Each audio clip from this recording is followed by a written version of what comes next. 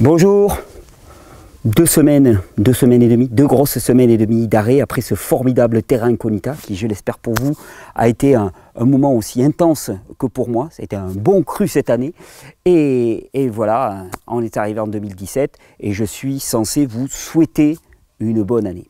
Et en fait, je ne vais pas le faire. Je ne vais pas vous souhaiter une bonne année. Parce que, en fait, quand tu t'intéresses, moi, il y avait toujours quelque chose qui me gênait dans cette idée de souhaiter.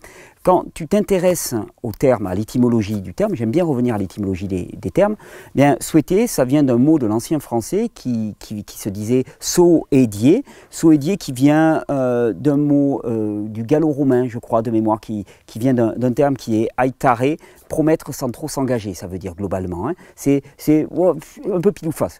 Je te souhaite une bonne année, c'est du style, bon, j'aimerais bien qu'elle soit bonne pour toi, mais en fait, de toute façon, on n'a aucune maîtrise là-dessus, c'est totalement arbitraire et aléatoire, donc tout ce que je peux, c'est le souhaiter.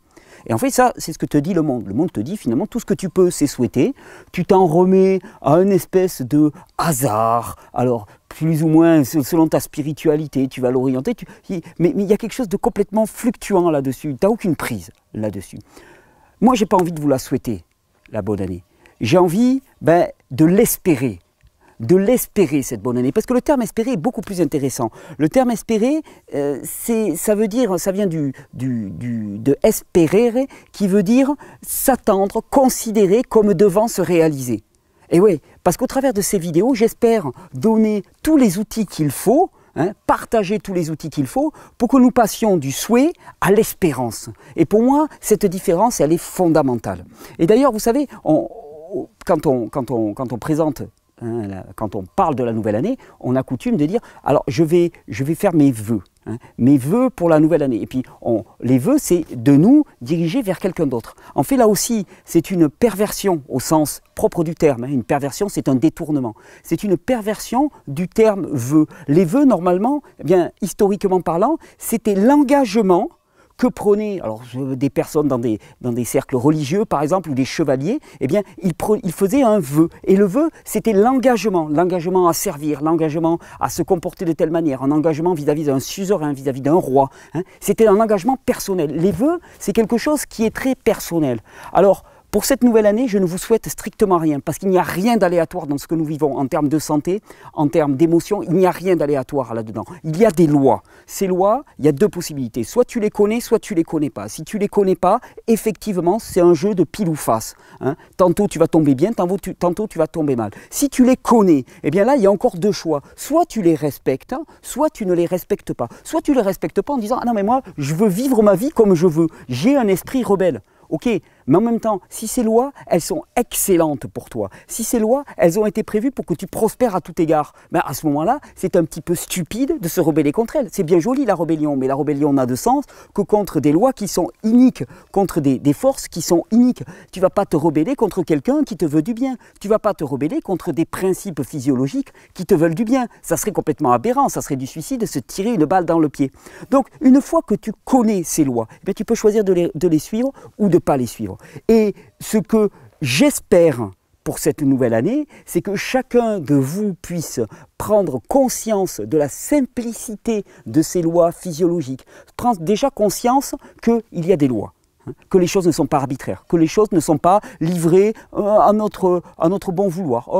C'est fluctuant suivant l'époque. Non, non, c'est faux, c'est faux. Il y a des principes du vivant et ces principes, ils ont toujours été là, ils sont immuables, ils sont intangibles, c'est toujours exactement les mêmes.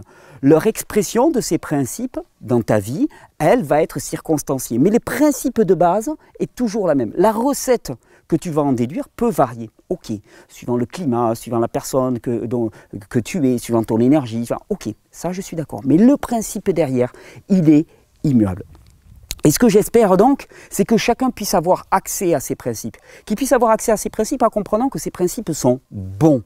Puisqu'ils sont bons, il n'y a aucun lieu de se rebeller contre eux. Au contraire, on devrait les prendre et faire le vœu de s'engager les suivre. Alors pour cette nouvelle année, ben voilà tout ce que j'ai d'espérance pour vous, pour moi. C'est que chacun de nous puisse vraiment rentrer plus profondément dans ce vœu. Dans ce vœu, ben, de finalement arrêter de servir la mort et commencer à servir la vie. Parce qu'au final, hein, ça peut paraître un peu manichéen, ça fait un peu mauvais remake de la guerre des étoiles, hein, mais au final, il n'y a que ça. Non, parce que les gens qui disent « Ah non, mais moi, je ne veux pas… » Ok, d'accord, mais de toute façon, soit tu sers la vie, soit tu sers la mort. Dans tous tes choix, soit tu sers la vie, soit tu sers la mort.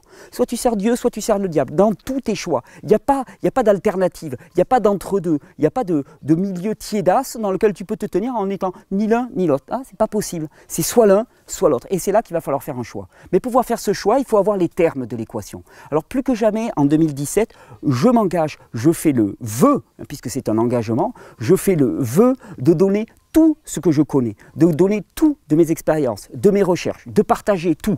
Plus que jamais. Vous allez voir, cette année, elle va être extrêmement riche. J'ai une liste, si je vous montrais le tableau des sujets à venir, c'est absolument extraordinaire. Donc, je fais le vœu de donner tout ce que j'ai. Et non pas en complexifiant les choses, mais au contraire en simplifiant. Parce que pour moi, le signe d'une compréhension d'un modèle qui devient mature, c'est non pas qu'il va en se complexifiant, c'est qu'il va en se simplifiant. Pourquoi? Parce qu'on revient au principe. Il y a une multitude de recettes, il y a une multitude d'expressions finalement circonstanciées de ces principes. Par contre, il y a un nombre de principes qui est relativement limité. Et donc, plus on va vers ces principes, plus c'est simple, plus c'est facile à comprendre et plus c'est facile à appliquer. Et ça va être le principe en 2017. Alors je ne vous souhaite rien, je ne vous souhaite strictement rien et j'espère tout. J'espère tout pour chacun de vous. J'espère que dans votre corps, vous allez pouvoir enfin reprendre les commandes, arrêter d'être dépassé par des symptômes qui vous font souffrir, que vous ne comprenez pas, qui vous empêchent de dormir, qui vous empêchent de vivre une vie épanouie. Parce qu'effectivement, un corps souffrant, ce n'est pas un empêchement absolu à vivre une vie épanouie. Il y a des gens qui arrivent à vivre une vie épanouie avec un corps souffrant, mais c'est quand même un sacré handicap. Donc j'espère pour vous que vous allez pouvoir dépasser ça. Et pour le dépasser, eh bien, il y a des vœux à faire, des engagements à faire. Et le premier dont on va parler encore, c'est que quand vous êtes dépassé, que vous ne savez pas quoi faire, il suffit de s'arrêter. Il suffit de s'arrêter, de jeûner dans l'absolu, mais jeûner tout azimut, c'est-à-dire commencer à jeûner en termes d'activité, en termes de cogitation. Hein. On ne se rend pas compte à quel point notre inquiétude, nos cogitations mentales, elles nous rongent délibérément. Et ça va être un grand sujet de cette année aussi. Hein. Comment on se fait littéralement manger de l'intérieur par notre inquiétude, par notre orgueil aussi d'une certaine manière. Notre orgueil qui te dit en permanence « j'ai pas envie ». Je veux pas, je ne veux pas de telles circonstances, je ne veux pas faire ça, j'ai besoin de ceci, j'ai besoin de cela. Et puis dès qu'on lui donne un truc, non mais ça ne me va pas, c'est un comportement capricieux, orgueilleux. Et ça nous bouffe de l'intérieur. Et si nous apprenons simplement, eh bien, à commencer à être beaucoup plus souple, à dire oui aux choses. Ok, d'accord, il y a ça qui est... Ok, oui, pourquoi pas, oui. Oui à ça, même quel que soit ton engagement spirituel. Si tu es croyant comme moi, ben, tu te dis, je dis oui à toutes les circonstances qui m'arrivent parce qu'elles sont permises par Dieu. Mais si tu n'es pas croyant, de toute façon, tu appliques un principe spirituel et tu l'utilises sur le plan psychologique simplement. Parce que dire oui aux choses sera certainement beaucoup moins impactant et beaucoup moins lourd en termes d'énergie dépensée que leur dire non. Hein, même si ces choses ne sont pas parfaitement idéales, parce que de toute façon, il y a peu de chances qu'elles le soient, si elles ne sont pas parfaitement idéales, de toute façon, elles ne le sont pas parfaitement idéales par rapport à ta capacité de jugement. Et ta capacité de jugement, comme la mienne, elle vaut la tête à Toto. Elle vaut pas grand-chose. Pourquoi? Parce qu'on est loin d'avoir tous les paramètres en main. On est loin d'avoir une vision globale du truc. Donc nous, on va juger à partir de quelques paramètres, on va dire non, je n'en veux pas. Et à partir de ce moment-là, on va se mettre à résister. Sauf que quand on résiste, on dépense une énergie colossale et on se ronge littéralement de l'intérieur. On ne se rend pas compte à quel point le stress, par la non-acceptation des circonstances qui nous sont proposées dans notre vie, eh bien, est un facteur de destruction, de catabolisme majeur dans l'organisme. Donc, jeûner, c'est ça, c'est jeûner alimentairement, c'est jeûner à la négativité, au non, c'est jeûner à notre orgueil, à notre fierté, et quelque part commencer à accepter les choses et s'abandonner. Et quand tu fais ça, qu'est-ce qui se passe? Ben, la grâce peut advenir. Tout peut se passer. Donc en 2017, j'espère que chacun de nous, on va avoir la sagesse. Hein. Et la sagesse, ce n'est pas des raisonnements intellectuels de plus en plus compliqués. Hein. On remet une couche par rapport à une couche, par rapport à une couche, par rapport à une couche. C'est pas ça du tout. La sagesse, c'est déjà d'accepter. C'est déjà de se connaître, de connaître les lois, les principes physiologiques qui régissent le comportement du corps humain, qui régissent ses besoins, quels sont nos besoins vitaux, et de se dire en toute légitimité, ok, mes besoins vitaux c'est quoi? C'est un air de qualité, une eau de qualité, un cercle humain de qualité, une alimentation de qualité, ne pas avoir de produits toxiques dans mon environnement en permanence, ok, et puis avoir la sagesse bien de regarder un petit peu quelles sont nos conditions de vie, de se dire ok, à quel niveau mes besoins vitaux sont-ils comblés? Ça, j'en ai pas, ça, j'en ai pas, ça, j'en ai pas, ça, j'en ai pas. Ok, et je m'étonne que je vais si mal. Moi, je m'étonne presque qu'on aille aussi bien. Dans une situation aussi catastrophique, je m'étonne presque qu'on aille aussi bien. Alors 2017, ben, j'espère aussi que c'est le temps de la prise de conscience et de l'action. Il y a un terme, vous savez, que j'affectionne particulièrement, qui est le terme de repentance. Et dans repentance, il y a deux racines. La racine hébraïque, qui veut dire changement de direction, et la racine grecque, qui veut dire retourner ses pensées. Et il y a les deux. On retourne ses pensées, mais si on se contente de retourner ses pensées, ça reste dans l'intellect, ça n'apporte aucun fruit. Il s'agit un moment, eh bien, tu marchais dans cette direction, tu comprends, donc tu retournes tes pensées, tu comprends que ce n'est pas la bonne direction, et à ce moment-là, tu pars dans l'autre direction. C'est vraiment ça. Donc, arriver à voir les facteurs dans notre vie et ne pas se dire « Ok, je vais mal, ma vie va mal, sur le plan physique, sur le plan émotionnel, sur le plan spirituel. » Tout est la cata. Avoir ce regard honnête et puis se dire « Ouais, mais je vais arranger ça avec 2-3 pilules. Je vais arranger ça avec deux, trois petites astuces de ci, de là. Je vais aller chercher quelques recettes. Je vais regarder sur la newsletter du je ne sais pas quel magazine de santé qui veut te vendre ses compléments alimentaires. Je vais regarder qu'est-ce qu'il recommande pour ça. Mais ce qu'il recommande pour ça, ça ne sera jamais ce qui est bon pour toi. Parce que ce qu'il recommande, c'est ce qu'ils veulent te vendre. Et ce qu'ils veulent te vendre, c'est du produit et du remède. Alors que tu n'as pas besoin de remède puisque tout est déjà là. Tout est potentiellement là. Il suffit de le laisser se révéler. Et pour laisser se révéler, il faut arrêter d'enfreindre ces processus physiologiques normaux de retour à la normale, de retour à l'homéostasie. Alors voilà ce que j'espère pour 2017. Je fais le vœu à titre personnel et je vous engage à faire le vœu aussi. Je fais le vœu de ne rien limiter et de continuer à m'exposer pour que mes pensées soient sondées, pour que mes schémas de fonctionnement soient sondés, qu'ils soient jugés, qu'ils soient appréciés et que je puisse, s'ils sont inadéquats, les changer.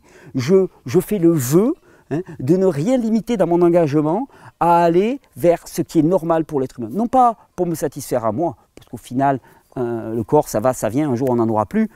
Non pas pour me satisfaire à moi, mais parce que c'est en ayant un corps qui fonctionne de manière adéquate, en ayant un cerveau qui fonctionne de manière adéquate, que je vais pouvoir enfin rentrer dans ce qui est le plan pour moi. Et le plan pour moi, j'en suis persuadé, la fonction normale de tout être humain, c'est le service. Nous ne sommes pas venus pour accomplir notre volonté, mais nous sommes venus là pour servir. Servir dans la joie, un plan qui est beaucoup plus grand que nous, qui est beaucoup plus joyeux que nous, et plutôt que d'être réalisateur en permanence avec notre caméra, et puis d'être des réalisateurs acariâtres qui ne sont pas contents avec la prise de vue qu'ils ont, d'un seul coup, être spectateur dans la salle et assister au film qui est projeté pour nous. Et ce film, il est toujours plus grand, plus merveilleux, plus gigantesque que vous ne pouvez imaginer. Alors voilà mon espérance pour 2017. On va se retrouver avec des tas de vidéos. On va commencer puisque traditionnellement, les périodes des fêtes ne le sont pas tant que ça pour le corps. On va commencer par toute une série sur la détoxification du corps. Il paraît que ça n'existe pas. Il paraît que les régimes détox, c'est du flan. Tu as quelques personnes très érudites qui ont fait des articles récemment, ça fait le buzz, je ne sais plus comment on appelle ça, des vidéos avec des titres comme ça, tu vois, accrocheurs quoi. Je pourrais faire des vidéos comme ça moi, je mange plus cru, ou je ne jeûne plus, ou je ne sais pas quoi, sur ma vie privée ou quoi que ce soit, je pourrais exposer tout ça et ça serait attirant, mais là la grande mode c'était de faire, il y en a quelques-uns, ils devaient faire un club particulier, les régimes détox n'existent pas, la détox ça n'existe pas, la détox du foie ça n'existe pas, ça n'existe pas. T'as beau proférer quelque chose, c'est pas parce qu'ils sont nombreux à avoir tort qu'ils ont raison. Donc c'est pas parce que tu dis fort quelque chose que tu es dans le vrai. La vérité, c'est quelque chose qui se démontre très facilement. Et donc nous, là, on va faire toute une série sur la détoxification du corps. Et en plus, ce sera une manière de fêter la sortie d'un livre que j'attendais depuis longtemps. Je sens qu'il y en a qui vont être heureux. On vous le présentera très bientôt avec mon ami Éric Viard. C'est enfin la parution de la traduction française d'un livre du docteur Robert Morse qui s'appelle « Le miracle de la détoxification ». Donc on serait mal barré si la détoxification n'existait pas, et qui est pour moi un manuel extraordinaire pour comprendre qu'est-ce que c'est que la détoxification du corps et la permettre, l'accompagner, la placer dans un agenda, dans un planning adapté à chacun. Donc ça va être une petite semaine là-dessus.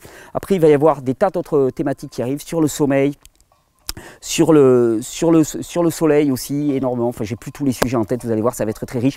J'espère qu'en 2017, vous allez être de plus en plus nombreux à faire le vœu de changer radicalement de vie. Parce qu'il y en a marre au final. Il y en a marre de souffrir autant. Il y en a marre d'être autant dans la souffrance, dans l'incapacité, dans la paralysie, dans l'empêchement, hein, dans l'inhibition. Inhibition physique, inhibition spirituelle, inhibition morale. Parce que tu te bloques en permanence, que tu veux pas, et tes circonstances de vie ne te vont pas. Oui, mais au final, tu restes paralysé. Paralysé physiquement, paralysé moralement, paralysé psychiquement. Est-ce qu'il n'est pas temps de mettre un petit peu de mouvement là-dedans? Je vous remercie, tous ceux qui s'engagent là-dedans. Je vous remercie, tous ceux qui nous envoient des belles cartes postales. Petit clin d'œil à Michel, j'ai beaucoup apprécié ta carte postale. Ça semble toujours impossible jusqu'à ce qu'on le fasse. Je trouve que c'est une bonne maxime. Ça semble toujours impossible jusqu'à ce qu'on le fasse et qu'on se rende compte que c'était extrêmement simple. Alors j'espère tout ça pour vous en 2017. Je vous remercie, tous ceux qui partagent ces vidéos, tous ceux qui poussent d'autres personnes à découvrir ce message. Je vous remercie. Là, il y a les moutons qui se sont invités. J'espère que le tintamarre ne sera pas trop fort. Mais c'est les moutons les plus sauvages que j'ai jamais vus. Donc je crois qu'on n'arrivera pas à les contenir. Ils s'inviteront de temps en temps sur les vidéos. Je vous souhaite une bonne régénération. On se retrouve dans 2-3 jours. On a repris le rythme des vidéos. C'est parti pour une nouvelle année d'aventure en terra incognita, quasi permanente. Bonne régénération. D'habitude, il y a même un lama avec eux. C'est pas moi, c'est les voisins. Vous voyez, des moutons qui n'ont aucun antibiotique, qui n'ont strictement rien. Pourquoi? Parce qu'ils sont tout le temps en liberté. Pas beau ça?